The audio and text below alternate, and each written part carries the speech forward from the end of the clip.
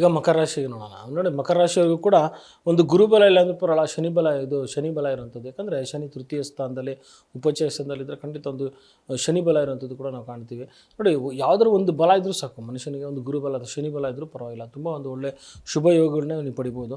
ಇಲ್ಲೊಂದು ಜೊತೆಗೆ ಏನಂದರೆ ಲಗ್ನದಲ್ಲಿ ರಾಹು ಇರುವಂಥದ್ದು, ವ್ಯಾಪಾರ ವ್ಯವಹಾರಗಳಲ್ಲಿ ವಿಶೇಷವಾದ ಲಾಭಗಳನ್ನ ಮಾಡೋವಂಥದ್ದು, ಮತ್ತು ಏನಾದರೂ ಒಂದು ಹೊಸದಾಗಿ ನೀವು ಕ್ರಿಯೇಟ್ ಮಾಡೋವಂಥದ್ದು, ಹೊಸದಾಗಿ ನಿಮ್ಮದು ಅಲ್ಲದಿರೋಂಥದ್ದು, ನಿಮ್ಮ ಒಂದು ಐಡಿಯಾ ಅಲ್ಲದಿರೋಂಥದ್ದು, ಈ ಎಕ್ಸ್ಪೋರ್ಟ್ ಇಂಪೋರ್ಟ್ ಆಗಿರ್ಬೋದು, ದೂರದಲ್ಲಿ ಏನೋ ಒಂದು ಬಿಸ್ನೆಸ್ ಮಾಡೋವಂಥದ್ದು, ಅಥವಾ ದೂರದಲ್ಲಿ ಇರುವಂಥ ಏನಾದರೂ ಒಂದು ವಿಚಾರಗಳನ್ನ ತಿಳ್ಕೊಂಡು ನೀವು ಸ್ವಂತ ನಿಮ್ಮ ಒಂದು ಜಾಗದಲ್ಲಿ ಒಂದು ಮಾಡೋವಂಥದ್ದು, ವ್ಯಾಪಾರ ವ್ಯವಹಾರಗಳನ್ನ ಪ್ರಾರಂಭಿಸೋದು, ಇವೇನು ಬೇರೆ ಏನೋ ಕೆಲಸ ಮಾಡ್ತಿರ್ತಾರೆ, ಇದ್ರ ಜೊತೆಗೆ ಇನ್ನೊಂದು ಏನಾದರೂ ಕೆಲಸ ಮಾಡೋವಂಥ ಯೋಗ ಕೂಡ ನಿಮಗೆ ಇರುವಂಥದ್ದು.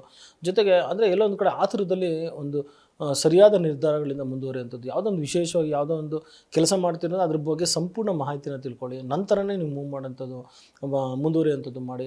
ಯಾಕಂದರೆ ಲಗ್ನದಲ್ಲಿ ರಾಹು ಇರುವಂಥದ್ದು ಸ್ವಲ್ಪ ಆತುರತೆ ಕೊಟ್ಬಿಡ್ತಾನೆ, ಏನೋ ಮಾಡೋಂಥದ್ದು ದೊಡ್ಡದಾಗಿ ಮಾಡೋಣ, ಮತ್ತು ಏನಾದರೂ ಈ ಲಾಟ್ರಿ ಆನ್ಲೈನ್ ಗೇಮ್ಸ್ಗಳೆಲ್ಲ ಇರ್ತಾರೆ, ಅದರಲ್ಲಿ ತುಂಬ ದುಡ್ಡುಗಳನ್ನ ಕಳ್ಕೊಳ್ಳೋ ಯೋಗ ಕೂಡ ಈ ಕುಂಭರಾಶಿಯವ್ರಿಗೆ ಇರುತ್ತೆ. ಒಂದೇ ಸರಿ ಏನಾದರೂ ಲಕ್ಷಾಂತರ ರೂಪಾಯಿ ಮಾಡಿಬಿಡೋಣ ಅಂತ ಅನ್ನೋ ಥರ ಈಗ ಮಕರ ರಾಶಿಯವ್ರಿಗೆ ಇರುವಂಥದ್ದು. ಸೊ ಮಕರ ರಾಶಿಯವರಿಗೆ ವಿಶೇಷವಾಗಿ ನಾನು ಹೇಳೋದಂದರೆ ದುಡ್ಡು ಕಾಸು ವಿಚಾರದಲ್ಲಿ ಭಾಳ ಎಚ್ಚರಿಕೆ ಇರುವಂಥದ್ದು ಮಾಡಿ ಮಕರ ರಾಶಿಯವರಿಗೆ. ಯಾಕಂದರೆ ಮಕರ ರಾಶಿಗೆ ಶನಿ ಬಲ ಇರುವಂಥದ್ದು, ತುಂಬ ಕುಟುಂಬದಲ್ಲಿ ಆ ಸಾವು ನೋವುಗಳು, ಮನಸ್ಸಿಗೆ ಬೇಸರ, ಸಾಲ, ಕುಟುಂಬದಿಂದ ದೂರ, ಉಚ್ಚಾಟನೆ ಆಗಿರೋದು ಹೋದ ವರ್ಷ ನೀವು ನೋಡ್ಬಿಟ್ಟಿದ್ದೀರ. ಆದರೆ ಈಗ ಶನಿ ಬಲ ಇರೋದ್ರಿಂದ ಮಕರ ರಾಶಿಯವರಿಗೆ ಖಂಡಿತ ಒಂದು ಶುಭ ಫಲಗಳನ್ನ ನಿರೀಕ್ಷೆ ಮಾಡ್ಬೋದು. ಅದರಲ್ಲೂ ದ್ವಿತೀಯದಲ್ಲಿ ನಿಮಗೆ ಬುಧ ಇರುವಂಥದ್ದು, ಖಂಡಿತ ಒಂದು ದುಡ್ಡು ಕಾಸು, ವ್ಯಾಪಾರ ವ್ಯವಹಾರಗಳಲ್ಲಿ ತುಂಬ ವಿಶೇಷವಾದ ಲಾಭಗಳನ್ನ ನೀವು ಕಾಣ್ತೀರಾ. ಅದರಲ್ಲೂ ನೋಡಿ ಚಂದ್ರ ಅಂದರೆ ತಿಂಗಳೆಲ್ಲ ಚಂದ್ರಗ್ರಹ ಪ್ರತಿ ಒಂದು ರಾಶಿಗೆ ಒಂದು 2 ದಿನ ಇರುವಂಥದ್ದು. ಹಾಗಾಗಿ ಪ್ರತಿ ಒಂದು ಸ್ಥಾನದಲ್ಲಿ ಯಾವಾಗ ಚಂದ್ರ ಚಲನೆ ಮಾಡೋದ್ರಿಂದ ಸ್ವಲ್ಪ ದುಡ್ಡು ಕಾಸು ವಿಚಾರದಲ್ಲೂ ಸ್ವಲ್ಪ ನಿಮಗೆ ವ್ಯಾಪಾರ ವ್ಯವಹಾರಗಳಲ್ಲೂ ಸ್ವಲ್ಪ ಚಂಚಲತೆಯಿಂದ ಕೂಡಿರುತ್ತೆ. ಆದರೂ ಕೂಡ ಒಂದು ಶುಭ ಲಾಭಗಳನ್ನ, ಒಳ್ಳೆ ಲಾಭಗಳನ್ನ ಪಡಿತೀರ ಅಂತ ತಿಳಿಸ್ಬೋದು. ಜೊತೆಗೆ ಏನಂದರೆ ದ್ವಿತೀಯದಲ್ಲಿ ಶನಿ ರವಿಗ್ರಹ ಇರೋದ್ರಿಂದ ವ್ಯಾಪಾರ ವ್ಯವಹಾರಗಳಲ್ಲಿ ದುರವ್ಯಯ ಆಗುವಂಥದ್ದು, ಅಂದರೆ ಬೇಡದಂಥ ವೃಥಾ ಖರ್ಚುಗಳಾಗುವಂಥದ್ದು, ಸುಮ್ಮನೆ ಯಾರು ಕುಟುಂಬದಲ್ಲಿ ಬಂದಿರ್ತಾರೆ, ಏನೋ ಚಿಕ್ಕ ಪುಟ್ಟ ಒಂದು ಕಾರ್ಯಗಳಿರುತ್ತೆ, ಅದಕ್ಕೆ ಎಷ್ಟೋ ಖರ್ಚುಗಳಾಗೋಗ್ಬಿಟ್ಟಿರುತ್ತೆ. ಅಂದರೆ ಖರ್ಚದಲ್ಲಿ ಹಿಡಿತಾ ಇರಬೇಕು. ಯಾಕಂದರೆ ತುಂಬ ಖರ್ಚಾಗುವಂಥ ಸಾಧ್ಯತೆಗಳು, ಧನವ್ಯಯ ಆಗುವಂಥದ್ದು, ವೃಥಾ ಪ್ರಯಾಣ, ಸಣ್ಣ ಪುಟ್ಟ ವಿಚಾರಗಳಿಗೆ ದೂರ ಪ್ರಯಾಣ ಆಗುವಂಥದ್ದು, ಮತ್ತು ಓಡಾಡ್ತಾನೆ ಇರ್ತೀರ, ಏನೋ ಚಿಕ್ಕ ಪುಟ್ಟ ಕೆಲಸಗಳಿಗೆ ತುಂಬ ಸುತ್ತಾಟಗಳಾಗುವಂಥ ಸಾಧ್ಯತೆಗಳಿರುತ್ತೆ. ಕುಟುಂಬದ ಸದಸ್ಯರಿಗೆ ನೀವು ಖರ್ಚು ಮಾಡೋಂಥದ್ದು, ಏಳಿಗೆ ಅವರ ಕಷ್ಟಗಳಿಗೆ ನೀವು ಸ್ಪಂದಿಸ್ತೀರ, ಆದರೆ ಹಣದ ವಿಚಾರದಲ್ಲಿ ಬಹಳ ಎಚ್ಚರಿಕೆ ಇರುವಂಥದ್ದು ಮಾಡಿ.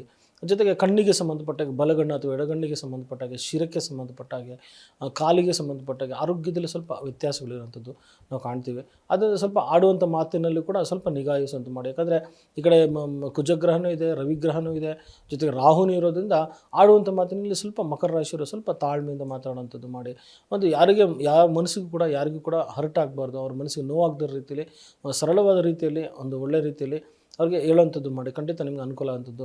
ಸಾಮಾನ್ಯ ಮಕರ ರಾಶಿಯವರಿಗೆ ತುಂಬ ಜೋರಾಗಿ ಮಾತಾಡೋದು, ಮನಸ್ಸಿಗೆ ಬೇಸರಾಗಿ ಮಾತಾಡ್ಬಿಡುವಂಥದ್ದು, ಕಿರ್ಚಾಡೋವಂಥದ್ದು ಸರ್ವೇ ಸಾಮಾನ್ಯ ಆಗಿರುತ್ತೆ. ಆದ್ದರಿಂದ ಸ್ವಲ್ಪ ತಾಳ್ಮೆಯಿಂದ ಮಾತಾಡಿ, ವ್ಯವಹಾರಗಳನ್ನ ಕೆಡೋದಿಲ್ಲ, ಮತ್ತು ಕುಟುಂಬದವ್ರ ಜೊತೆಗೂ ಒಂದು ಪ್ರೀತಿ ವಿಶ್ವಾಸದಿಂದ ನಡ್ಕೊಳ್ಳಿ, ಖಂಡಿತ ಒಂದು ಅನುಕೂಲ ಆಗುವಂಥದ್ದು.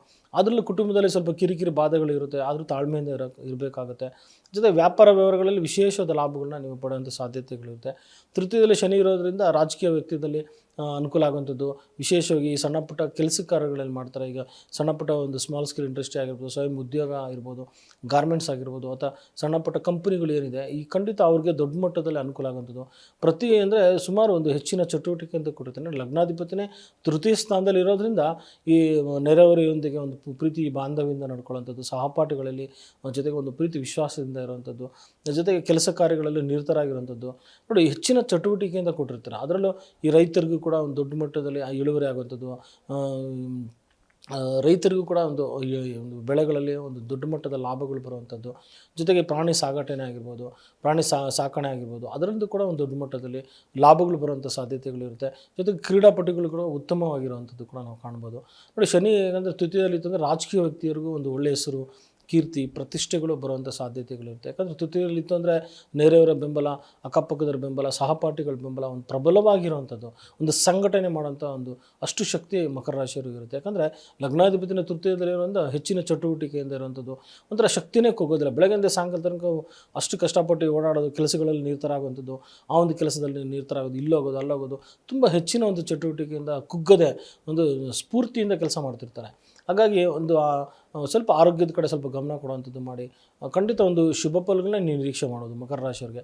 ಜೊತೆಗೆ ನಂತರ ನಿಮಗೆ ಜೂನ್ ನಂತರ ಗುರು ಪ್ರಬಲವಾಗಿ ಉಚ್ಚಕ್ಷೇತ್ರ ಬಂದಾಗಂತೂ ನಿಮಗೆ ರಾಜ್ಯೋಗನೇ ಸರಿ. ಯಾಕಂದರೆ ಈ ಕಡೆ ಗುರುಬಲನೂ ಇರುತ್ತೆ ಮತ್ತು ಶನಿ ಬಲನೂ ಮೊದಲೇ ಇರೋದ್ರಿಂದ ನಿಮಗೆ ಮಕರ ರಾಶಿಯವರು ಖಂಡಿತ ಒಂದು ದೊಡ್ಡ ಮಟ್ಟದಲ್ಲಿ ರಾಜಯೋಗ ಬರುವಂಥ ಸಾಧ್ಯತೆಗಳು ಇರುತ್ತೆ. ಅದರಲ್ಲಿ ಈ ಮಾರ್ಚ್ ತಿಂಗಳಲ್ಲಿ ವಿಶೇಷವಾಗಿ ನಿಮಗೆ ಅನುಕೂಲ ಆಗುವಂಥದ್ದು ನಾವು ಕಾಣ್ತೀವಿ. ದ್ವಿತೀಯದಲ್ಲಿ 4 ಗ್ರಹಗಳಿರುವಂಥದ್ದು, ಇಲ್ಲೊಂದು ಕಡೆ ಹಣದ ಫೈನಾನ್ಸ್ ಡಿಪಾರ್ಟ್ಮೆಂಟ್ಲಿರುವಂಥವ್ರು, ವ್ಯಾಪಾರ ವ್ಯವಹಾರಗಳಲ್ಲಿ ಬಂಡವಾಳ ಹೂಡಿಕೆಯಲ್ಲಿ ಅಥವಾ ಚೀಟಿ ಹಾಕುವಂಥದ್ದಾಗಲಿ. ಈ ಬಂಡವಾಳ ಹೂಡಿಕೆಯಲ್ಲಿ ಭಾಳ ಎಚ್ಚರಿಕೆಯಿಂದ ಬಂಡವಾಳ ಹೂಡಿಕೆ ಮಾಡೋವಂಥದ್ದು ಮಾಡಿ. ಯಾಕಂದರೆ ರಾಹು ಗ್ರಹ ಇರೋದ್ರಿಂದ ಸ್ವಲ್ಪ ಎಲ್ಲೊಂದು ವ್ಯತ್ಯಾಸಗಳು ಕೊಟ್ಬಿಡುತ್ತೆ. ಯಾರೋ ಒಂದು 5% ಬಡ್ಡಿ ಕೊಡ್ತಾರೆ, 10% ಬಡ್ಡಿ ಕೊಡ್ತಾರೆ ಅಂದರೆ ಎಲ್ಲಿಂದನೋ ದುಡ್ಡು ತಂದು ಅವ್ರಿಗೆ ಕೊಟ್ಬಿಡೋಂಥದ್ದು, ಮತ್ತು ಅವ್ರದ್ದು ಬರೋಲ್ಲ ಇವ್ರದ್ದು ಬರೋಲ್ಲ, ಕೊನೆಗೆ ಸಂದಿಗ್ಧ ಪರಿಸ್ಥಿತಿಯಲ್ಲಿ. ಇದೇ ರೀತಿಯಾಗಿ ಸುಮಾರು ಜನ ಪಾಪ ತೀರಾ ಹೋಗಿದ್ದಾರೆ, ಏನೋ ಒಂದು ಅನಾಹುತ ಮಾಡ್ಕೊಂಡ್ಬಿಟ್ಟಿದ್ದಾರೆ. ದುಡ್ಡು ಈಸ್ಕೊಟ್ಟು ಕೊಟ್ಟಿರ್ತಾರೆ ಮತ್ತು ಅವರು ಕೊಡೋದಿಲ್ಲ, ಕೊನೆಗೆ ದುಡ್ಡು ಈಸ್ಕೊಂಡಿರೋರು ತುಂಬ ಒಂದು ಪ್ರೆಷರ್ ಆಗ್ತಾ ಇರ್ತಾರೆ, ಒತ್ತಡಗಳನ್ನ ಹೇರ್ತಾ ಇರ್ತಾರೆ. ಅದರಿಂದ ದ್ವಿತೀಯದಲ್ಲಿ ರಾಹು ಇದ್ದರೆ ಸಾಮಾನ್ಯವಾಗಿ ದುಡ್ಡನ್ನ ಕಳ್ಕೊಳ್ಳೋ ಯೋಗ ಇರುತ್ತೆ. ಕುಟುಂಬದಲ್ಲಿ ಏನೋ ಒಂದು ಷಡ್ಯಂತ್ರ ನಿಮ್ಮ ಮೇಲೆ ನಡೆಯುವಂಥ ಸಾಧ್ಯತೆಗಳು ಕೂಡ ಇರುತ್ತೆ. ಅದರಿಂದ ಆಡುವಂಥ ಯಾವುದೋ ಒಂದು ಆಡಿರ್ತಾರೆ ಮಾತು, ಆ ಮಾತನ್ನ ಇಟ್ಕೊಂಡವರು ನಿಮ್ಮ ಜೊತೆಗೆ ಸ್ವಲ್ಪ ಒಂದು ಭಿನ್ನಾಭಿಪ್ರಾಯ ಇರುವಂಥದ್ದು, ವಿಶ್ವಾಸ ಕಳ್ಕೊಳ್ಳೋ ಯೋಗ ಅನ್ನೋಂಥದ್ದು ಸಾಧ್ಯತೆ ಇರುತ್ತೆ. ಜೊತೆಗೆ ಗುರು ಕೂಡ ಷಷ್ಠ ಭಾವದಲ್ಲಿರುವಂಥದ್ದು ಹೆಚ್ಚಿನ ಬಡ್ಡಿಗೆ ತಗೊಳ್ಳೋವಂಥದ್ದು ಸಾಧ್ಯತೆಗಳು ಇರುತ್ತೆ. ನೋಡಿ, ಷಷ್ಠದಲ್ಲಿ ಸಾಮಾನ್ಯ ಗುರು ಇತ್ತು ಅಂದರೆ ಸಾಲ ಮಾಡ್ಕೊಳ್ಳೋ ಯೋಗ ಇರುತ್ತೆ. ಅದು ಕೇಳಿದವರೆಲ್ಲ ದುಡ್ಡು ಕೊಟ್ಬಿಡ್ತಾರೆ, ನಿಮ್ಮ ಮೇಲೆ ಒಂದು ನಂಬಿಕೆ ಯಾರನ್ನ ಕೇಳ್ತಾರೋ ದುಡ್ಡು ಕೊಡ್ತಾರೆ.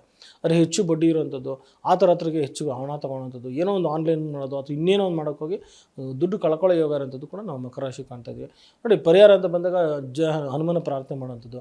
ಜಯ ಹನುಮಾನ್ ಜ್ಞಾನ ಗುಣಸಾಗರ ಜಯ ಕಪೀಶತಿ ಹುಲೋಕ ಉಜಾಗರ ರಾಮದೂತ ಅತುಲಿತ ಬಲಧಾಮ ಅಂಜನಿ ಪುತ್ರ ಪವನಸುತ ನಾಮ ಮಹಾವೀರ್ ವಿಕ್ರಮ್ ಬಜರಂಗಿ. ಈ ಸುಮಾರು ಒಂದು 10 ನಿಮಿಷ ಕಾಲ ನೀವು ಅದನ್ನು ಕಿವಿಯಿಂದ ಆಲಿಸುವಂಥದ್ದು ಮಾಡಿ, ಅಥವಾ ಓದಕ್ಕೆ ಬಂದರೆ ಖಂಡಿತ ಒಂದು ಬುಕ್ ಹನುಮಾನ್ ಚಾಲಿಸ ಇಡುವಂಥದ್ದು ಮಾಡಿ. ಪ್ರತಿನಿತ್ಯ ಅದನ್ನು ಓದಿ ನಂತರ ನೀವು ಮನೆಯಿಂದ ಹೊರಗಡೆ ಹೋಗುವಂಥದ್ದು ಮಾಡಿ. ಜೊತೆಗೆ ಶನಿಯ ಒಂದು ಪ್ರಾರ್ಥನೆ ಮಾಡೋಂಥದ್ದು. ನೀಲಾಂಜನಂ ಸಮಾಭಾಸಂ ರವಿಪುತ್ರಂ ಯಮಾಗ್ರಜಂ ಛಾಯಾ ಮಾರ್ತಾಂಡ ಸಂಭೂತಂ ತಮ್ ನಮಾಮಿ ಶನಿಶ್ಚರ. ಈ ಮಂತ್ರ ಹೇಳುವಂಥದ್ದು ಮಾಡಿ, ಖಂಡಿತ ನಿಮಗೆ ಅನುಕೂಲ ಆಗುವಂಥದ್ದು. ಮತ್ತು ಎಳ್ಳು ದಾನ ಮಾಡುವಂಥದ್ದು, ಅಂಗವಿಕಲರಿಗೆ ಹೆಣ್ಣು ಕಪ್ಪೆಳ್ಳು, ಕಪ್ಪು ವಸ್ತ್ರ, ಒಂದು ಪಾದರಕ್ಷಣ ದಾನ ಮಾಡುವಂಥದ್ದು, ಪಕ್ಷಿ ಮತ್ತು ಗೋವುಗಳಿಗೆ ಒಂದು ತಿನಿಸುಗಳನ್ನ ತಿನ್ನಿಸುವಂಥದ್ದು ಮಾಡಿ. ಖಂಡಿತ ಆ ದೋಷಗಳು ಏನಿದ್ರು ನಿವಾರಣೆ ಆಗುವಂಥದ್ದು. ಖಂಡಿತ ಶುಭ ಫಲಗಳನ್ನ ನೀವು ನಿರೀಕ್ಷೆ ಮಾಡ್ಬೋದು.